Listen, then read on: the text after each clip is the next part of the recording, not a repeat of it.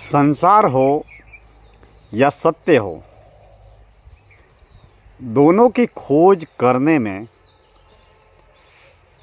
सत्य की यात्रा और संसार की यात्रा, दोनों यात्राओं को तय करने में पंच तत्व की इस देह का अमूल्य और अनमोल योगदान है।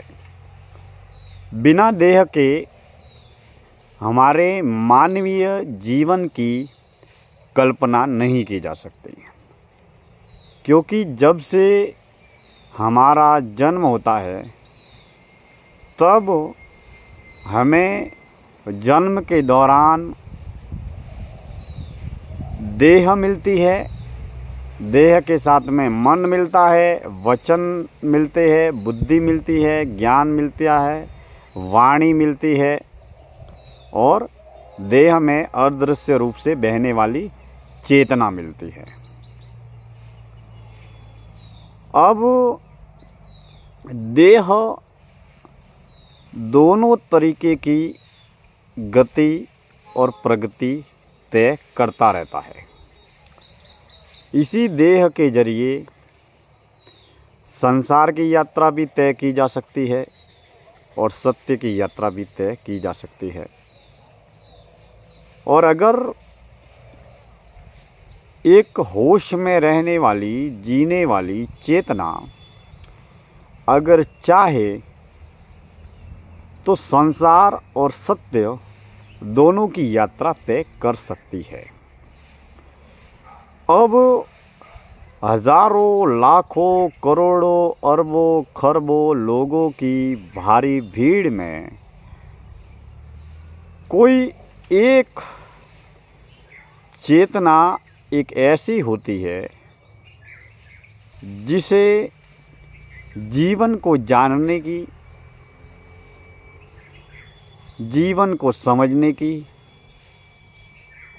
संसार और सत्य या ईश्वर को खोजने की तड़प या प्यास या भूख होती है।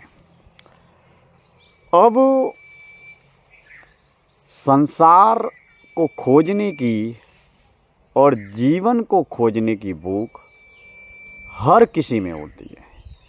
पशुओं में भी होती है, पक्षियों में भी होती है, जानवरों में भी होती है और इंसानों में भी होती है, क्योंकि जीवन से जुड़ी हुई, देह से जुड़ी हुई, विकारों से जुड़ी हुई, पारिवारिक, सामाजिक, व्यावसायिक, सांसारिक जीवन से जुड़ी हुई ज़रूरतों को पूरा करने के लिए हमें लौकिक, पारिवारिक, सामाजिक, सांसारिक, व्यावसायिक जीवन को जीना और कर्तव्यों का निर्वहन करना बेहद आवश्यक है। लेकिन अब सत्य की खोज, ईश्वर को पाने की तड़प कुछ गिने चुने लोगों में ही होती है और यह भूख जो है वो बाहर से नहीं लगती, अंदर से लगती है। जिस वक्त साधक या ईश्वर के उपासक के अंदर जीवन को जानने की ज़रूरत या जीवन को खोजने की एक भूख पैदा होती है, यह सत्य को समझने, सत्य की यात्रा पर चलने और सत्य को खोजने की एक ऐसी यात्रा है, अनंत यात्रा है, जो कभी न तो ख़त्म होती है, कभी न ही कम होती है, लेकिन हमारा जन्म और जीवन एक न एक दिन ख़त्म हो जाता है। अब किसी को अगर प्यास ही नहीं है और उसके सामने पानी के मटके है, तालाब है, दरिया है, ठंडा शीतल जल है, लेकिन एक घूंट की भी प्यास ही नहीं है, तो फिर उस पानी के होने या न होने का कोई औचित्य नहीं है, कोई महत्व नहीं है। ठीक उसी तरीके से किसी को भूख ही नहीं है,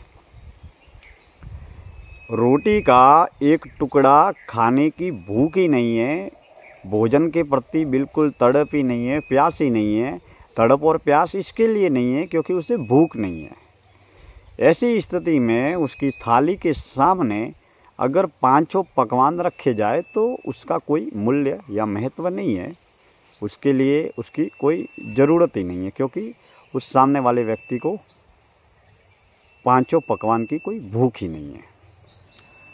और जो भूखा व्यक्ति होगा उसे रूखी सूखी रोटी और चटनी रोटी भी अगर मिल जाएगी तो वो उसे भी पांचों पकवान की तरह बड़े ही आनंद के साथ में खाएगा।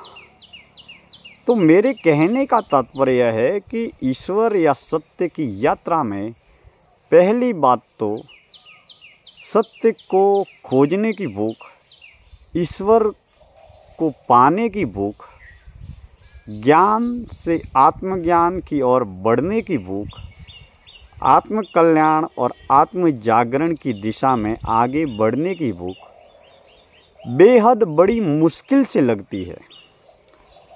और वह भूख जब लग जाती है तो वह साधक या ईश्वर का उपासक किसी भी स्थिति या किसी भी अवस्था में हो, अमीर हो या गरीब हो, गुमनाम हो या प्रसिद्ध हो, साधु सन्यासी हो या सांसारिक ग्रस्त हो, वह सदैव उस दिशा में अपनी गति प्रगति करता रहता है।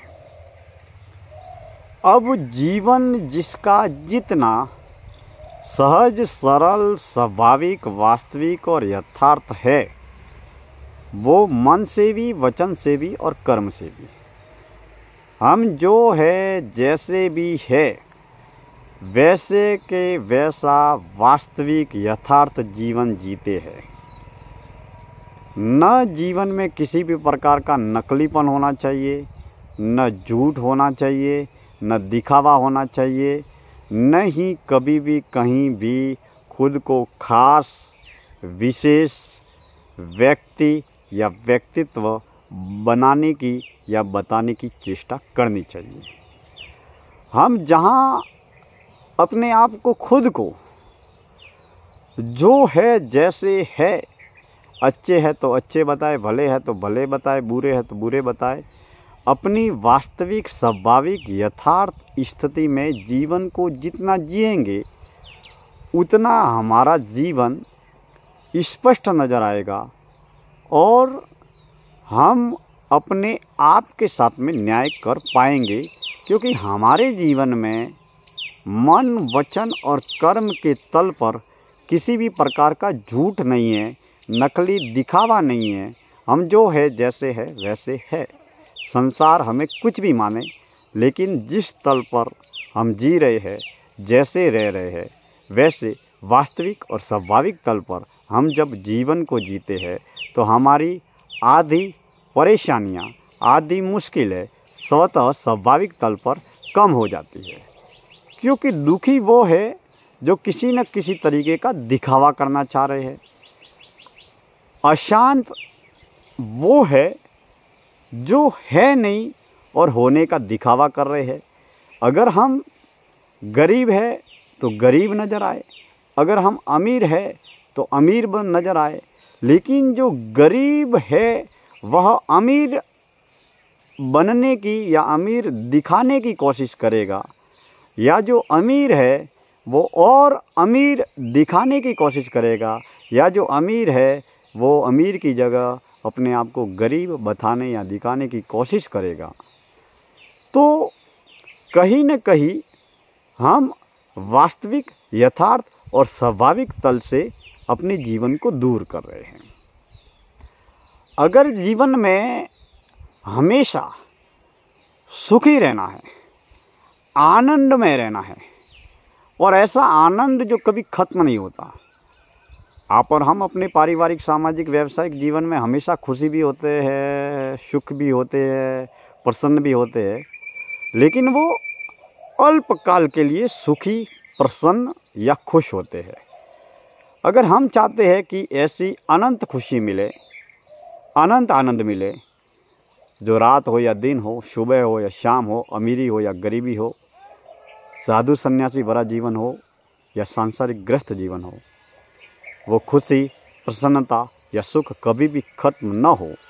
तो मित्रों, आप जब भी जहाँ भी जैसे भी है उस जीवन को वास्तविक तल पर, यथार्थ तल पर, जो भी जीवन जैसा भी है वैसा का वैसा जीवन जीने का और संसार के सामने अपने आप को वैसा का वैसा बताने की कोशिश करें।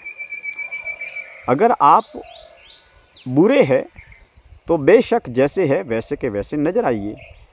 हाँ, यह प्रयास जरूर करना चाहिए कि हमारे अंदर जो बुराइयां है, हमारे अंदर जो कमियां हैं, हमारे अंदर जो खामियां हैं, उसको दूर करने की कोशिश ज़रूर करनी चाहिए। लेकिन किसी भी प्रकार का झूठा, नकली या दिखावटी आवरण ओढ़कर हम जो है ही नहीं वो होने, बनने, दिखाने, बताने या जताने की चेष्टा हमें नहीं करनी चाहिए। हम जो है जैसे है वैसे है, यथार्थ है, स्वाभाविक है, व्यवहारिक है। अब संसार हमें कहाँ, कब, कैसा, क्या मानता है, इससे किसी भी बात का कोई फर्क हमारे जीवन पर नहीं पड़ता। संसार का एक अलग दृष्टिकोण है।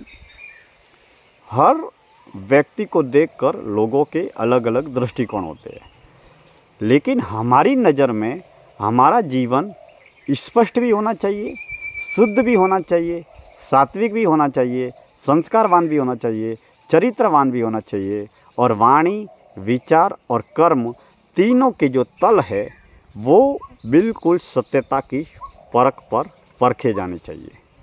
यानी कि हम जो बोल रहे हैं वही हम सोच रहे हैं, और जो बोल रहे हैं और जो सोच रहे हैं वही हम कर रहे हैं। जब सोचने में, बोलने में और कर्म करने में जितनी जितनी समानता आएगी उतना हमारा मन का मनोबल बढ़ता जाएगा, हमारी आत्मा का आत्मबल बढ़ता चला जाएगा, हमारी आत्मा का प्रभाव बढ़ता चला जाएगा।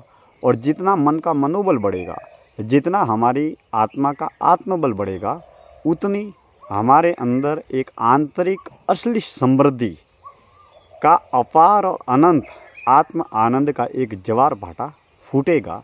क्योंकि हमारे पास में किसी भी प्रकार का झूठ नहीं होगा, किसी भी प्रकार का कोई नकलीपन नहीं होगा, किसी भी प्रकार का व्यर्थ का दिखावा नहीं होगा। हम जो है जैसे भी है वैसे के वैसे दिखते हैं, वैसा का वैसा बोलते हैं, वैसा का वैसा सोचते हैं और वैसा का वैसा कर्म करते हैं। जीवन में किसी भी प्रकार का दोहरापन, नकलीपन, दिखावटीपन नहीं होना चाहिए। और दिखावटीपन भी हो तो वैसा ही अपने आप को दिखाना, बताना या जताना है वैसे जैसे हम हैं। बेशक अगर हमारे अंदर कुछ कमियां हैं तो वो कमियां भी जैसी है वैसी की वैसी दिखनी चाहिए। लेकिन हाँ, यह प्रयत्न ज़रूर करना चाहिए कि हमारे अंदर जो कमियां हैं, खामियां हैं, उनको या बुराइयां हैं उनको दूर करने का प्रयास ज़रूर करना चाहिए। तो जैसे जैसे हम अपनी कमियों को, खामियों को दूर करेंगे वैसे वैसे हमारा जीवन निखरता चला जाएगा और बढ़ता चला जाएगा। तो मेरे कहने का तात्पर्य ये है कि जीवन को वास्तविक तल पे जिए, स्वाभाविक तल पे जिए। दोस्तों, ये भौतिक दुनिया है, जो बाहरी दुनिया है, जो सांसारिक दुनिया है, जो व्यावसायिक दुनिया है, वो नकलीपन, दिखावे, व्यर्थ के प्रलोभन, बाजारवाद की तरह तरह की उपमाओं के आधार पर जीवन चलता है। लेकिन यह संसार के तल पर, बाजार के तल पर, व्यापार के तल पर ठीक है, लेकिन हमें ज़रूरत से ज़्यादा दिखावे से, ज़रूरत से ज़्यादा प्रचार से, ज़रूरत से ज़्यादा प्रसिद्धि से, ज़रूरत से ज़्यादा गैर जरूरी लोकप्रियता से दूर रहना चाहिए, ताकि हम अपने जीवन में सुख और शांति को अनुभव कर सकें। हो सकता है व्यावसायिक, पारिवारिक, सामाजिक जीवन को जीने के लिए दिखावा, प्रचार, प्रसिद्धि, लोकप्रियता एक व्यावसायिक दृष्टिकोण में हमारे जीवन की ज़रूरत ज़रूर हो सकती है, लेकिन इसे केवल व्यावसायिक जीवन जीने के लिए, पारिवारिक जीवन जीने के लिए या सामाजिक जीवन के जीने के लिए जीवन की ज़रूरतों तक ही सीमित रखे कि व्यापार को करने के लिए, सामाजिक, पारिवारिक, व्यावसायिक और सांसारिक जीवन को जीने के लिए यह सब करना या यह सब बताना या जताना आवश्यक है। लेकिन जो बताने या जताने की जो प्रक्रिया है वो भी वास्तविक और स्वाभाविक होनी चाहिए। किसी भी प्रकार का नकलीपन हमारे जीवन में नहीं होना चाहिए। जितने हम नकलीपन से दूर रहेंगे उतना हम वास्तविक स्वाभाविक तल पर अपना जीवन जिएंगे, और जितना वास्तविक स्वाभाविक तल पर हम अपना जीवन को जिएंगे उतना हमारा जो मन का मनोबल है उसमें अद्भुत बढ़ोतरी भी होगी, आत्मा का आत्मबल भी बढ़ेगा। हम अपने आप के साथ में बेहद ईमानदार, जिम्मेदार और जवाबदार नजर आएंगे, और हम अपने आप के प्रति हमारा जो कर्तव्य है, पारिवारिक कर्तव्य है, सामाजिक कर्तव्य है, व्यावसायिक कर्तव्य है, सांसारिक कर्तव्य है, जो भी जितने भी कर्तव्य है उनको करते हुए हम आत्मा की उन्नति भी करते चले जाएंगे। तो दोस्तों, आज की इस जीवन दर्शन यात्रा में मैं इतनी ही बातें करता हूँ। आप सब हमसे जुड़े हैं, इसके लिए हमें बहुत खुशी और प्रसन्नता हो रही है। फेसबुक के माध्यम से, यूट्यूब के माध्यम से जितने भी मित्र, शुभचिंतक हमारे साथ में जुड़े हैं, वाणी विचारों की यात्रा के साथ में जुड़े हैं, इसीलिए हमें बेहद खुशी है। दोस्तों, समय समय पर हम जीवन की तमाम यात्राओं को लेकर, आंतरिक यात्राओं को लेकर और बाहरी यात्राओं को लेकर समय समय पर बातचीत करते रहेंगे। विशेष रूप से आज मैं हमारे गाँव, जन्मभूमि गाँव रोहिड़ा में हूँ, और वहाँ से आज की इस संध्या काल की जीवन दर्शन यात्रा का मैं समापन करता हूँ। कल किसी फिर नए विषय पर मुलाकात होगी, और कल हम महानगर मुंबई में फिर से प्रस्थान कर रहे हैं। तो फिर कल मुंबई के लिए प्रस्थान करेंगे, और परसों से फिर मुंबई महानगर की फिर से आगे बढ़ने वाली, ज़िंदगी की तेज़ गति से आगे बढ़ने वाली रफ्तार फिर से शुरू होगी, और महानगर मुंबई से भी समय मिलने पर हम भी जीवन से जुड़े हुए विविध विषयों पर बातचीत करते रहेंगे। आप हमसे जुड़े हैं, इसके लिए बहुत बहुत धन्यवाद।